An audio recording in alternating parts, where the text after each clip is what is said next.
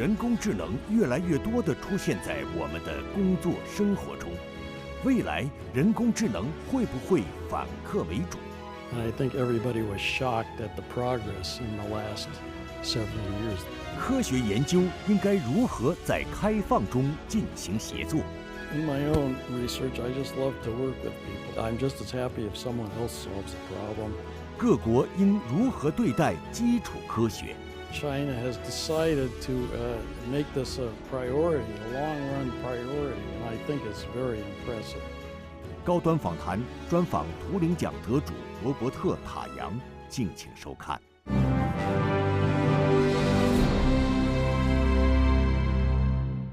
关注国际焦点，洞察世界风云。大家好，欢迎来到本期的高端访谈，我是邹燕。今天我们来到了2025国际基础科学大会，即将对话参会嘉宾之一，图灵奖得主罗伯特·塔扬。塔扬教授是计算机科学领域的领军人物。 从大型数据库的管理到笔记本电脑、手机等众多智能设备的效率提升，他的研究成果可以说是汇集了计算机科学的方方面面。获得大会2025年度基础科学终身成就奖，塔扬教授有什么样的感受？他如何看待基础科学研究对于科技创新的推动作用？中国科技发展日新月异，他又期待在哪些领域与中国同行展开交流合作呢？ 今天我们一起在对话中寻找答案。7月13日，2025国际基础科学大会在北京开幕。罗伯特·塔扬获得基础科学终身成就奖，颁奖词将他称为计算机科学领域的远见者，用无与伦比形容他的学术成就，并写道：他的工作塑造了现代计算，并激励了几代研究者。 塔扬38岁就成为最年轻的图灵奖得主之一，学术成果众多，获奖无数。在基础科学大会的领奖台上，塔扬从上衣口袋里掏出折好的几页纸，缓缓展开手写的获奖致辞。这一幕成为他半个世纪的学术生涯中珍贵而特殊的一刻。Most importantly, to my family who gave life meaning. Thanks to my father and mother, George and Helen Tarjan, who are no longer with us. They gave me unconditional love and provided a nurturing and stimulating environment in which to grow up. Without them, of course, I wouldn't be here. My father taught me a couple of valuable lessons. One is, what is in your head, no one can take away. And if you have a good mind, you have a responsibility to use it in service to everyone. Professor Tarjan, thank you so much for joining us on Leaders Talk. And first thing first, congratulations to you for winning the 2025 Basic Science Lifetime Award of ICBS. And I saw you this morning at the award ceremony when you deliver a speech. You get a little bit emotional. So what does this recognition mean to you, and does it hold any special significance, especially for this China trip? It's, well, it's an award for lifetime achievement, which is kind of different from an award for a specific accomplishment. So it gave me a chance to reflect on the long career I've had, and also to go back and think about the people who mentored me and supported me over the years, and to think about my parents who passed away not recently. So it was an emotional experience. And the set of awardees is so amazing. It's just kind of, it's a humbling experience to be in this group. You have Nobel Prize winners and Fields medalists, and it's the creme de la creme. It's quite amazing. You mentioned that winning an award was never the primary motivation of you, and you have described it as winning this award as a funny business. What do you mean by that? There are many more great scientists than there are awards. So the process of being picked for an award, there's a certain randomness to it, yes? So I see an award like this one. This is recognition for me, but also for all my collaborators, and more so for my field. I think it's important that we step off our high horse and try to be a little bit humble about these things. This year's meeting, brought together about 1,000 leading scientists from over 40 countries and regions. And they're going to talk about the same topic, which is advancing science for humanity. So here at the forum, what are some of the key messages do you plan to convey? I think it's a method of doing research, actually. The kinds of questions I get from students all the time are not specific about problems, but how do I approach the whole idea of doing research? It's important to ask the right questions. It's important to be open. It's important to collaborate. It's important to share knowledge. It's important to read skeptically. Always question what you think is true and verify for yourself. So I think it's more about specific ideas. It's more about sharing the approach to research and trying to build a community. I think that's what this meeting is all about. Not only within each field, but between fields. There's an opportunity for rich interactions between mathematicians and physicists and computer scientists. I think the possibilities are amazing. Scientific research is getting more and more interdisciplinary, and this meeting is a representative of that fact. That's also a representative of the scientific project between you and Professor John Hopcroft. Yes. And also, actually, you received the Turing Award jointly with Professor Hopcroft back in 1986 for the significant achievements in the design and analysis of algorithm and data structure. So, Professor, if you don't mind, could you please introduce to us and our viewers who might not be very familiar with this concept and how it is applied in real-world scenario? And we started talking about depth-first search, which is really just maze traversal. So you start at a point and you want to walk through a maze and keep track of your path so you can back up and eventually get back to your starting point. But this is a fundamental algorithmic technique which you can use to explore any kind of graph. So we started studying the theory of this and applying it to various graph problems. So imagine that you have an electric circuit that you want to embed into a circuit board. You can't have wires crossing because then things short out. So you need to make connections between certain points so that no two wires are crossing. This is the planarity testing problem. Runs very fast in practice and is simple enough that people can actually implement it. So for that and other applications of depth-first search and various other things, eventually we got the Turing Award. I've had the chance to talk to Professor Hopcroft about 2 years ago, and I remember there's one thing that's very clearly that which he shared with me is that he's spoken with many Nobel Prize laureates and Turing Awards winners, and he asked them about, is there like a specific strategy that attributed to their success? The answer is actually no. It's more about pursuing what they really enjoy. How do you think educators or schools or educational institutions can cultivate this culture for students, for young people to really explore, discover, and then pursue their true passion? I think schools have to give an opportunity to students to take some time and explore different subjects and worry less about grades than just curiosity-driven exploration. It's a challenge, you know. Very young kids are endlessly curious and exploring everything. Right. And somehow they get into the education system and they start getting evaluated, and then they get scared and they lose their creativity and their curiosity and so on. This is very destructive. I think we have to find ways to overcome this. I think it's very important to find your passion, but it also, to do anything great requires dedication. Solving mathematics is very harsh. It's either right or wrong. Yes, you either have a theorem or you don't have a theorem. The proof breaks.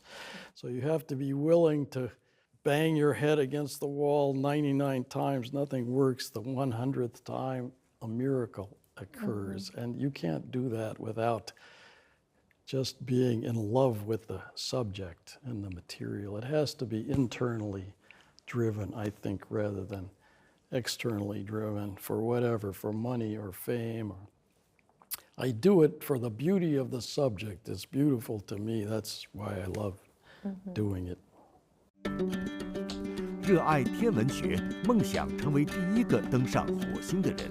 读科幻小说，做杂志上的数学游戏。好奇心和探索欲谱写了罗伯特·塔扬青少年时期的主旋律，成为他踏上科学之路的原动力。高中时期，塔扬尝试用计算机证明风靡数学界的四色定理，这是一个看似简单却困扰数学家100年的问题。给任何地图填色，保证相邻国家颜色不同，需要几种颜色？答案是4种颜色。这一猜想自1852年提出以来，难倒了无数世界上最聪明的大脑。1976年，美国数学家肯尼斯·阿佩尔和沃尔夫冈·哈肯运用2台计算机，耗时50个日夜，穷举式地推演海量可能性，成功证明了四色定理。这让当时28岁的塔扬感到振奋。And I want to show you something. This might be, of course, very familiar to you. Four-color theorem. Yes. And also Martin Gardner is something that you loved when you were a kid, the column and everything. And this is something that you were trying to solve during high school. And there was this intensive debate about whether this proof qualifies as a human triumph. What's your take on that? That's the proof of the four-color theorem. So I'm a computer scientist. I believe that the fact that computers were used in the process of solving it is a beautiful thing. And I mean, to a mathematician, perhaps the ideas in the proof are kind of elementary, not deep in mathematical terms, but I see them as beautiful algorithmic techniques. So I was thrilled. Artificial intelligence wasn't your first option, Professor, because back then, many decades ago, you thought at that time that AI was too fuzzy and, in your own words, was not mathematical enough. So did you foresee the state of AI as what it is today back then? Absolutely not. I think it was quite a surprise to everyone. I mean, this idea of neural nets has been around for quite a long time, but it required scaling up. You know, Moore's law eventually created the possibility to have neural nets do these very significant computations. And I think everybody was shocked at the progress in the last several years. The possibility of essentially absorbing all the information on the internet and synthesizing that, its ability to synthesize information in the entire human knowledge base and bring it back to me in ways that I can understand it and use it. This couldn't have been possible even 10 years ago, but it is possible now, and we have no idea what it will bring in the future. What do you think could be the possible trend, the rising new trends in the near future? I'm not an expert in this area, so I'm a little bit reluctant to comment, but I do have kind of an opinion. There are sort of two sides, right? There are the people who think that in a few years we will get to the singularity where these systems are smarter than human beings and they become smarter and smarter, and then what happens to us? And then there are the people who think AI has always gone in cycles, and now we're at the top of a hype cycle and it's much higher than any previous one, and these systems are going to be extremely important. But maybe this idea of them becoming super intelligent, these systems are becoming super intelligent, and I'm kind of more on that side. I think about the way children learn, right? They're endlessly curious and they're exploring things actively. And I don't think these systems yet have quite gotten to that point where they're exploring and curious and goal-oriented. I also think there's a big challenge in terms of the ethics and emotions and so on. And China has experienced explosive surge in AI development, especially in recent years with the emergence of startups like DeepSeek. So how would you evaluate the role of China in this global AI landscape? I think not just in AI, but in basic science across the board, China has decided to make this a priority, a long-run priority, and I think it's very impressive. Actually, the progress so far is incredible, and I look forward to seeing much more in the future. What do you believe are some of the most, or some of the competitive advantages of China in improving and propelling the development of AI?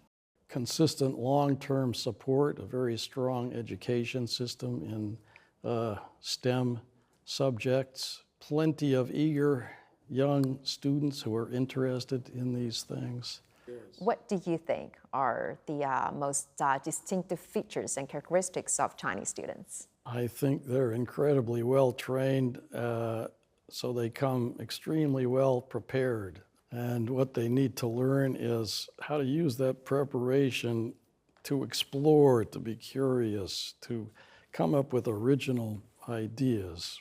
And I think I'm just getting more and more impressed, actually, with the quality of Chinese students coming to the U.S. and ones that I have met other places. 聚焦基础科学，引领人类未来，这是国际基础科学大会自2023年开办以来不变的主题。在基础科学界，这是一场众星云集的盛会，菲尔兹奖、诺贝尔奖、图灵奖等国际大奖得主，蜚声中外的学术泰斗，崭露头角的科学新秀，满怀憧憬与期待的年轻学子汇聚一堂，碰撞着思想的火花，探寻无尽的科学世界。在这里，引领人类未来的主题词不是代表许愿与期待的将来时，而是实实在在发生的现在进行时。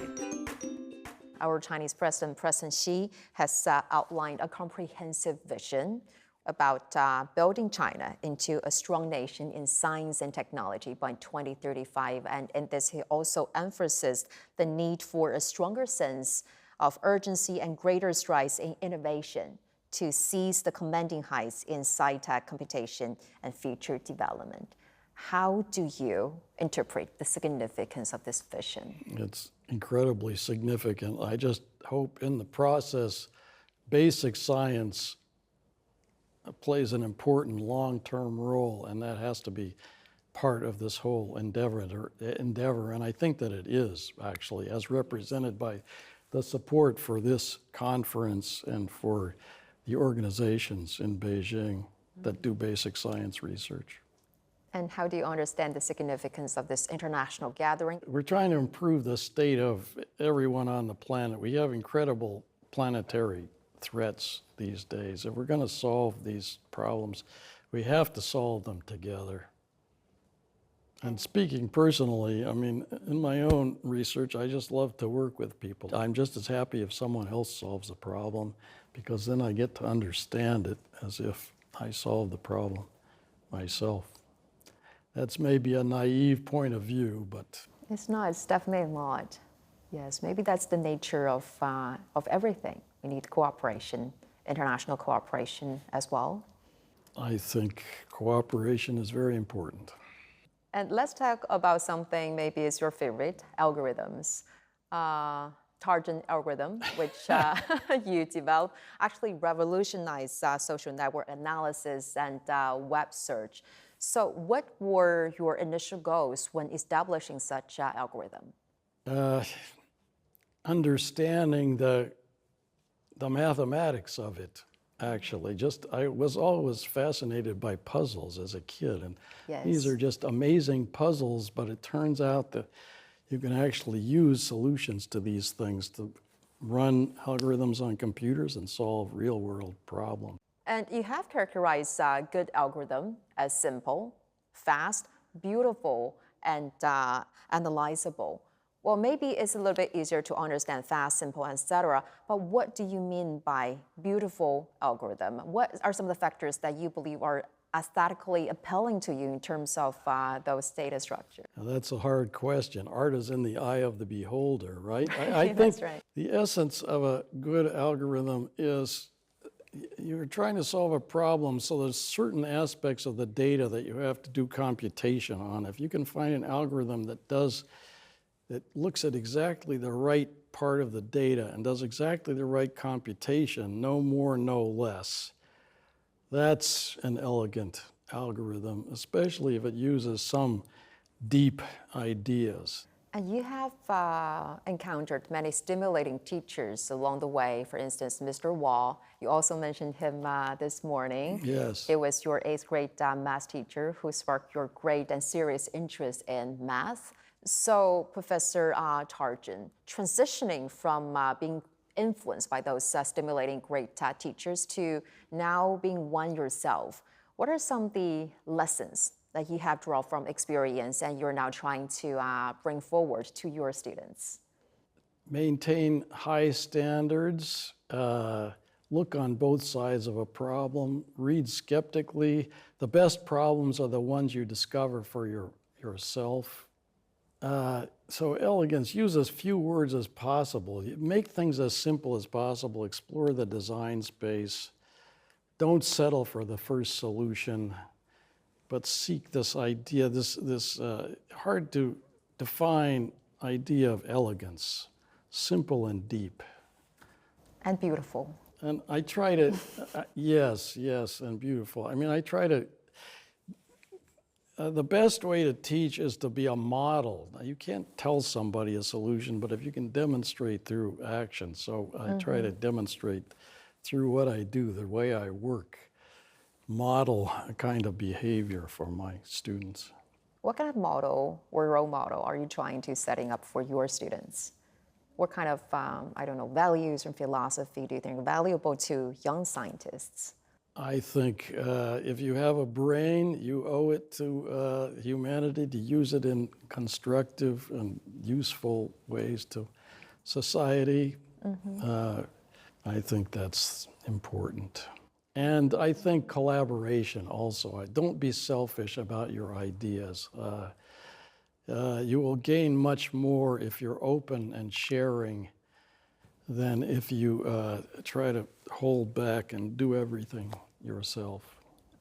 That's a beautiful thing about computer science. I find it much more pleasant to collaborate with people, to work on problems together. The human process is pleasant as well as solving the problem. Which part of doing scientific research do you enjoy the most? And also because, as you said, this is a really tough journey. It's not only about true passion and love. There are many moments that you don't know whether there is an answer. There are many moments that really you want to give up, that you feel hopeless. At those defining moments, what kind of spirit that kept you go on? I switched to another problem. See, there's a vast array of possible problems to work on. If you can't solve one problem, maybe you can solve another problem. So if you have a few of them to trade off against each other, that's one thing. Another thing is you get stuck, you leave the problem for weeks or months or sometimes years. Come back to it later. Maybe now you have a new insight. So the brain works in funny ways. You know, the process is as much unconscious as it is conscious, which makes it interesting. When you were a child, when your mom took you to library, you have this great interest in reading science fiction novels. Yes. So how has those early exposure to science fiction books shaped your understanding of scientific research and advancement? It interested me in science. It drove me to try to understand what we can accomplish with our minds. I mean, I wanted to be the first person on the Mars. This is still possible, but maybe not it's anymore. Still possible. I am not, I lost this ambition some time ago, but somehow I discovered mathematics and fell in love with the subject. It's, right. you know, it has the advantage that a statement is either a theorem or it's not a theorem. Everything is black and white, cut and dried, and it's incredibly complicated. So it appeals to my sense of puzzles and to my desire to see things resolved ultimately. Do you still read science fiction now, or have you ever read any Chinese science fiction books, like The Three-Body Problem? I don't know. Yes, I have read The Three-Body Problem. Really? Actually, all 3 volumes. Fascinating. I do like it. I enjoyed it very much. It extrapolates way beyond, I think, how we understand the universe, but it's a wonderful book, I thought. Yes. It gives you a different perspective. Yes, yes. It takes you out of yourself, out of this world, and puts you into some other place. Professor Tarjan, it was a great pleasure talking to you, and thank you for sharing those very insightful views. Greatly appreciated. You're very well informed, if I may say so. Thank you very much for the opportunity.